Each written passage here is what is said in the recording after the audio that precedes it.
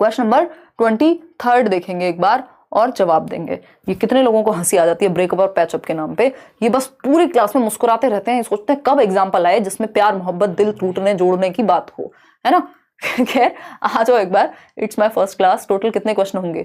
Nice teaching. Shilpa आप पहली बार आई हैं, हमें बहुत अच्छा लगा। 2-4 क्लास किसी से भी पढ़ें तो आप, मतलब वैसे 2-4 क्या 1-2 में ही समझ में आ जाता है कि आपको उस टीचर का समझ में आएगा या नहीं। 2-3 क्लास थोड़ा सा समय खुद को दें और टीचर को भी दें, या जिस भी व्यक्ति से आप सीख रहे हैं। तो ये क्लास 9 बजे होती है डेली, और आप यहाँ बहुत कुछ सीख पाएंगे ऐसा हम अज्यूम कर रहे हैं। क्या कर रहे हैं? अज्यूम कर रहे हैं। अज्यूम नहीं, हमारा विश्वास है ऐसा। 65% लोग ए ऑप्शन कह रहे हैं। देखिएगा, इन अबीर्स क्लास, अबीर क्या है? टीचर हैं। Children participate in a wide range of challenging activities along with teacher and peers, यानी टीचर्स भी और बच्चों के जो पीयर्स हैं वो भी, मतलब classmates, to jointly construct knowledge. This type of classroom will be called, यानी सब एक्टिव हैं। कुल मिला के ये सिंपल सी बात है, जहां सब एक्टिव हो यानी वो कंस्ट्रक्टिविस्ट क्लासरूम है, रचनावादी क्लासरूम है, और ग्रुप में मिलकर अगर लोग सीख रहे हैं तो इसका तो सिंपल मतलब हो गया कि सामाजिक रचनावाद है। वाइगॉस्की को याद कर लीजिए। अबीर की कक्षा में बच्चे शिक्षक और सहपाठियों के साथ विविध प्रकार के चुनौतीपूर्ण क्रियाकलापों में भाग लेते हैं, मिलजुल कर ज्ञान का निर्माण करते हैं, यानी समाज में सीख रहे हैं। ग्रुप्स का मतलब क्या है? समाज। समाज का ही तो छोटा रूप हो गया ना ग्रुप्स। समूह में सीखना मतलब समाज के साथ घुल मिल के एक्टिवली सीख रहे हैं। तो ये क्या हुआ? सोशल कंस्ट्रक्टिविस्ट है। सोशल कंस्ट्रक्टिविस्ट व्यक्ति कौन है? वाइगॉस्की। रेडिकल कंस्ट्रक्टिविस्ट कौन है? पियाजे। ठीक, तो वाइगॉस्की कहते हैं समाज और संस्कृति के साथ सीखेगा, पियाजे कह रहे हैं अकेले एक्टिविटी करके सीखेगा। ठीक, तो इसलिए उनको रेडिकल कह रहे हैं क्योंकि वो इंडिविजुअल पे फोकस करते हैं, ये समाज पे, ग्रुप पे फोकस करते हैं, पीयर्स यानी सहपाठियों पे फोकस करते हैं। तो ये सोशल कंस्ट्रक्टिविस्ट है। इंडिविजुअल कंस्ट्रक्टिविस्ट नहीं कहेंगे क्योंकि इंडिविजुअल की या ट्रेडिशन की या मल्टीलिंगुअल की बात कहीं नहीं हुई। A option is the right answer. आगे बढ़ेंगे नेक्स्ट क्वेश्चन पे। नेक्स्ट क्वेश्चन क्या है? क्वेश्चन नंबर है 24। भाई मॉम का कॉलर है, तुम घर निकल लो, तुम्हें स्कूल जाना होगा सुबह, और उनको भी। दीदी तो कल शायद छुट्टी में है। देखिए क्वेश्चन नंबर 24 देखिए, कोई बात नहीं 6 क्वेश्चन और हैं, फिर उसके बाद आप अपने घर जा सकते हैं, मैं अपने, है ना, हम सभी अपने अपने घर जा सकते हैं। हम सभी अपने अपने घर ही हैं, बट हमें फिर भी कहना है, ठीक है। देखिए, which of the following pedagogical strategies does national education policy 2020 propose, यानी जो राष्ट्रीय शिक्षा नीति है वो किन शिक्षा शास्त्रीय तकनीकों की या मेथड्स की बात करती है? इंक्वायरी बेस्ड लर्निंग, यानी बच्चा एक्टिव है, जहां बच्चा एक्टिव होगा उसी की तो बात करेगी कोई भी पॉलिसी, चाहे वो एनसीएफ हो, नेशनल एजुकेशन पॉलिसी हो। इंक्वायरी करने को बढ़ावा देगी, सही है। स्टोरी टेलिंग बेस्ट तरीका होता है कि आप कहानी के थ्रू बच्चे को जोड़ें, ऐसे एग्जांपल्स दें, जीवन से जोड़ करके कुछ कहानी, किस्से, नैरेटिव सुनाएं। ड्रिल एंड प्रैक्टिस, ये बोर कर देता है बच्चे को कि बार बार बस 2 एकम 2, 2 दूनी 4। डिस्कशन बेस्ड क्लासरूम, ये भी बात सही है। ठीक, सबसे ज्यादा एक्टिव बच्चा 1st, 2nd और 4th में है। 3rd को हम पूरी तरह से गलत नहीं कहेंगे, बट इसको इतना पॉजिटिव नहीं माना जाता। पहली बात तो चारों का ऑप्शन नहीं है, तो उस केस में 3 ही उत्तर सही होंगे। 1st, 2nd और 4th कहां लिखा हुआ है? ये लिखा हुआ बी ऑप्शन। वैसे ड्रिल एंड प्रैक्टिस ज्यादातर आजकल अवॉइडेंस के रूप में देता है, आपको भटकाने के लिए देता है, क्योंकि ड्रिल एंड प्रैक्टिस में क्या है, बार बार सेम चीज रिपीट कर रहे हैं आप, तो वो रिपीटेशन बहुत अच्छा नहीं है, वो मैकेनिकल हो जाता है, मशीनी बन जाता है बच्चा उससे। क्वेश्चन नंबर 25 देखिए, समझ के रिपीट हो रहा है वो एक डिफरेंट चीज है। रेफरिंग टू सिमिलर प्रॉब्लम्स, यानी एक जैसी समस्याओं के उदाहरण दे रहे हैं। To arrive at the solution for given problem, यानी मान लीजिए आज आप एक समस्या में हैं जो समस्या है ए, और कल आप एक समस्या में गए जो समस्या है बी, परसों आप एक समस्या में गए जो समस्या है सी, फिर उसके बाद आप एक और समस्या में गए जो समस्या है डी। अब ये जो डी समस्या आपके सामने आई तो आपने कुछ चीजें यहां सिमिलर देखी थी कि यार ऐसी समस्या, मुझे ए समस्या को सॉल्व करते हुए भी कुछ चीजें सिमिलर थी, कॉमन थी। तो वो जो कॉमन चीजें थी या सिमिलर चीजें थी, जब आप उनका यूज करते हैं किसी प्रॉब्लम को सॉल्व करने में, तो इसको यूज ऑफ एनालॉजी कहते हैं, अनुरूपता का सिद्धांत कहते हैं, कि आप कॉमन चीजें ढूंढ रहे हैं, कॉमन ग्राउंड्स ढूंढ रहे हैं कि यार उस चीज में भी तो ऐसा था, तो मैं ये भी कर सकता हूं। तो आप सिमिलर एग्जांपल्स ढूंढ रहे हैं उस केस में। ये hypothesis, Smriti, means and analysis, nothing. Means and analysis में पार्ट्स में तोड़ करके आप किसी काम को करते हैं। कि आपको यूपीएससी की तैयारी करनी है, आप 6-6 महीने का प्लान बना रहे हैं, 1-1 महीने का प्लान बना रहे हैं, ना कि सीधा क्रैक करने का। तो analogy A option. Question number 26 देखिएगा, अगर हम बात करते हैं किसकी, क्वेश्चन नंबर 26 की, concept maps help in facilitating understanding of concepts by, यानी संकल्पनात्मक चित्रण। कॉन्सेप्ट मैप्स यानी किसी कॉन्सेप्ट का मैप बनाया हुआ है, कोई फ्लो चार्ट बनाया हुआ है, कोई कुछ तरीके बनाए हुए हैं, कुछ बढ़िया सा पिक्चर बनाई हुई है, यानी कॉन्सेप्ट को अच्छे से समझने के लिए, कॉम्प्रिहेंड करने के लिए। तो कॉन्सेप्ट मैप लर्निंग को या कॉन्सेप्ट को अच्छे से फैसिलिटेट करने में मदद करते हैं। इससे आपका क्या तात्पर्य है? सिंथेसाइजिंग एंड ऑर्गेनाइजिंग इन्फॉर्मेशन, बिल्कुल सही बात है। जब आपने पियाजे को पढ़ा, उससे रिलेटेड आपने नोट्स बना लिए, उस कॉन्सेप्ट के फ्लो चार्ट बना लिया, कुछ पिक्चर्स के थ्रू समझ लिया, चीजों को कनेक्ट कर दिया, तो ये इससे क्या होगा? जानकारी को एक तो संश्लेषित कर लिया और सुव्यवस्थित कर लिया, ऑर्गेनाइज कर लिया इन्फॉर्मेशन को, और प्रॉपर तरीके से आप इसको कम समय और कम रिसोर्सेज में जल्दी से रिवाइज भी कर पाते हैं।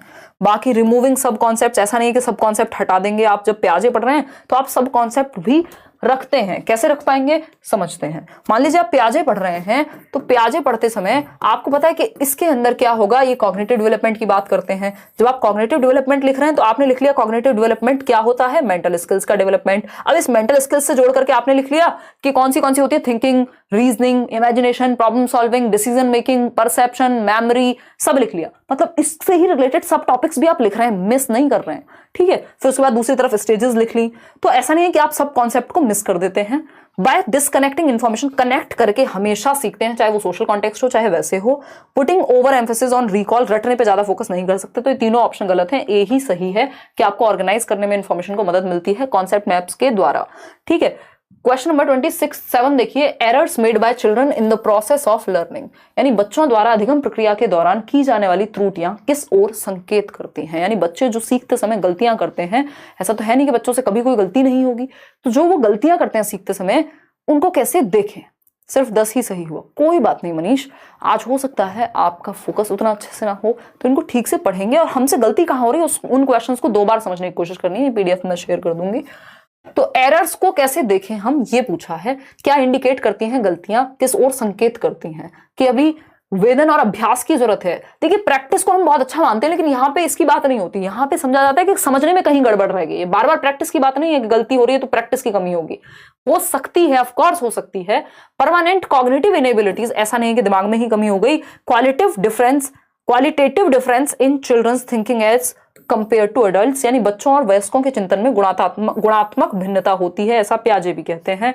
यानी डिफरेंट वे में सोचते हैं बच्चे और बड़े, तो कई बार वो अपने तरीके से समझते हैं और आप अपने तरीके से समझाते हैं, तो गलतियां हो जाती हैं। ये एक पॉजिटिव बात है जो बच्चे के पक्ष में है। हमें कोई भी ऑप्शन ऐसा नहीं लगाना जो बच्चे को गलत साबित करता हो। तो यहाँ पे सिर्फ प्रैक्टिस की कमी है, तो फिर तो आप बच्चे में कमी निकाल रहे हैं। बात तो समझने की है ना, हमें फोकस प्रैक्टिस पे नहीं है, समझने पे है। यहाँ हम मान के चल रहे हैं कि प्रैक्टिस ठीक हुई होगी। Genetic influences on cognitive development, अब आप जेनेटिक्स को, हेरिडिटी को जिम्मेदार ठहराएंगे तो फिर तो आपका तो रोल खत्म हो जाएगा एज अ टीचर। तो आंसर क्या है कि बच्चे डिफरेंट सोचते हैं बड़ों से, इसलिए गलतियां कई बार हो जाती हैं उनसे, तो उनको आपको कॉन्सेप्ट सही से समझाना है। क्वेश्चन नंबर 28 देखिए, it is very important for a teacher to have the ability to put herself in students place and feel what they feel, this ability is called dash. बहुत ही बढ़िया क्वेश्चन। एक अध्यापिका में यह योग्यता होना बहुत जरूरी है, यानी एक टीचर में योग्यता होना बहुत जरूरी है कि वह खुद को विद्यार्थियों के स्थान पर रखकर यह महसूस कर सके कि वो क्या महसूस कर रहे हैं।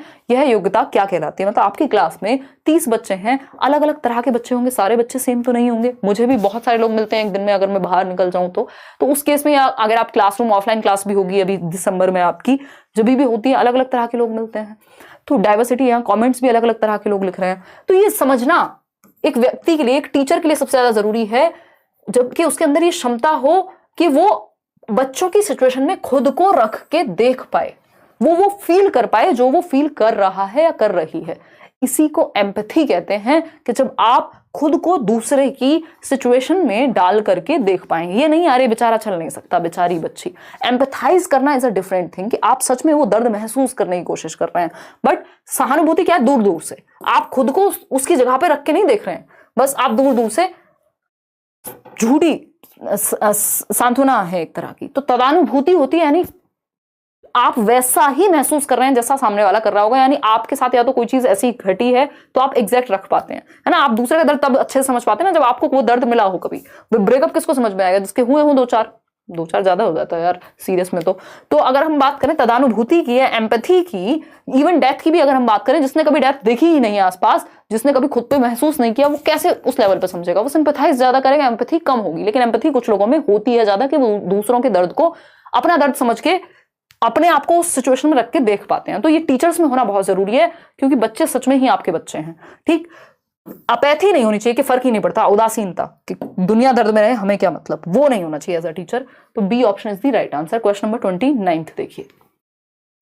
क्वेश्चन नंबर 29, ये सेकंड लास्ट क्वेश्चन है आज का। जवाब देंगे पोल में। In a situation when outcome is uncertain but focus is on failure, यानी जो परिणाम है वो अनिश्चित है, हमें नहीं पता कि आउटकम क्या निकलेगा किसी चीज का, बट फोकस किस पे है, फेलियर पे। अरे हम तो फेल ही होंगे, फेल ही होंगे, पता नहीं है हमें परिणाम, लेकिन हम मान के बैठे यार 1 महीने में तो क्या ही एग्जाम क्लियर होगा, फेल ही होंगी, मैं तो फेल ही होंगी, ऐसा मान रहे हैं। A child is likely to experience, इस सिचुएशन में बच्चे को कैसा भाव महसूस होगा? बोर्डम का, भैया डर के मारे बैंड बजी हुई होगी, बोर्डम कहां से आ गई? एंगर का, गुस्सा भी नहीं, शेम हो सकता है, बट सबसे ज्यादा जो होगा वो होगा एंग्जाइटी, क्योंकि अभी रिजल्ट आया नहीं है। तो ऐसा थोड़ी कि पहले से सबको पता है कि फेल होने वाला है बच्चा, तो शेम तो बाद में आएगा अगर हुआ ऐसा। तो दुश्चिंता यानी एंग्जाइटी, हालांकि हमें शेम फील कराना नहीं है, ठीक, तो एंग्जाइटी का भाव जो है वो महसूस होगा। क्यों? क्योंकि आपको रिजल्ट पता नहीं है, आप मेहनत से ज्यादा इस बात पे फोकस है कि फेल ही होंगी, फेल ही होंगी। तो दुश्चिंता, ये बार बार जब कोई थॉट आपके दिमाग में रिकर होता है बहुत ज्यादा, बार बार जब आप स्ट्रेस में रह रहे हैं, तो वो एंग्जाइटी के रूप में फॉर्म हो जाएगा, वो दुश्चिंता बन जाएगी। जब जो चिंता है वो एंग्जाइटी बन जाएगी।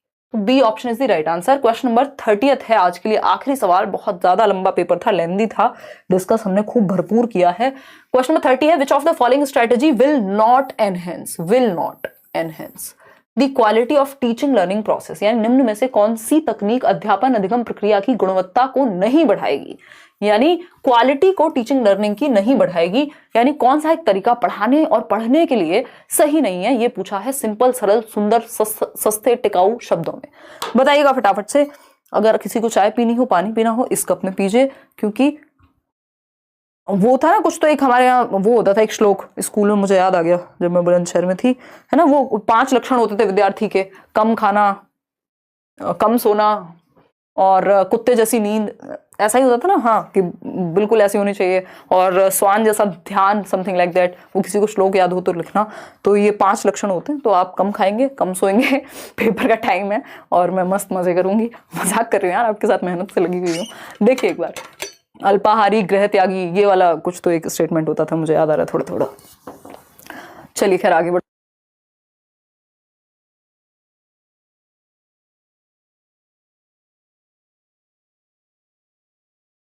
कुछ लोग तो होंगे खतरनाक, जो कह रहे हो हम तो कम से कम भी 8 रोटियां खाते हैं और मस्त सोते हैं खूब, और घर त्यागने की तो बात ही मत करो, गृह त्यागी तो बनेंगे ही नहीं। कंफर्ट जोन कैसे त्याग दें? हैं, कोई बात नहीं, क्या करेंगे नौकरी का। तो ऐसे लोगों से बच के रहें, उनको समझाएं, 5 लक्षण बताएं विद्यार्थी के। हम कमेंट में पिन कर देंगे, जब कमेंट ये सेशन खत्म हो चुका हो तो वो आप लिखें, उसका मतलब लिखें सुंदर से तरीके से। देखिए क्वेश्चन का जो ऑप्शन है वो है डी, 72%। अगर हम बात करें, डी ऑप्शन कह रहे हैं 72% लोग। चलिए देखते हैं, लास्ट सवाल है आपका। निम्न में से कौन सी तकनीक सही तरीका नहीं है पढ़ने और पढ़ाने का? Using multiple means to represent the information, यानी एक जानकारी को मल्टीपल तरीके से प्रस्तुत करना। एक्सप्लेन भी कर रहे हैं, पिक्चर भी दिखा रहे हैं, एक्टिविटी भी करा रहे हैं, बिल्कुल अच्छी बात है, पॉजिटिव है तो सिखाने के लिए। Giving multiple options to express the opinion, ये बात भी सही है कि आप डिफरेंट ऑप्शंस दे रहे हैं, बच्चों को विविध विकल्प दे रहे हैं खुद को एक्सप्रेस करने के लिए, ये भी सही है। अप्लाइंग मल्टीपल वेज, देखो ये मल्टीपल शब्द तो पॉजिटिव होता है बच्चे के लिए, याद रखिएगा, ठीक है। Ways to assess the learning, यानी बच्चे के आकलन के लिए भी डिफरेंट तरीके अपना रहे हैं, यानी पॉजिटिव है। लेकिन using multiple ways to label the children, ये वर्ड जहां आ जाए कि आप लेबल करना चाहते हैं बच्चे को, उसको पास या फेल का ठप्पा लगाना चाहते हैं, रैंक करना चाहते हैं, ये नेगेटिव वर्ड हैं। चाहे वो रैंकिंग हो, लेबलिंग हो, ये आपको नहीं करना। आपको फोकस करना है सिखाने पे, ना कि नेगेटिव होने पे। ये नामांकीकरण नहीं करना हमें, नामांकीकरण, ठीक है। आउट ऑफ 30 क्वेश्चंस कितने ठीक हुए वो आप कमेंट करके बताएंगे, और सेशन दोबारा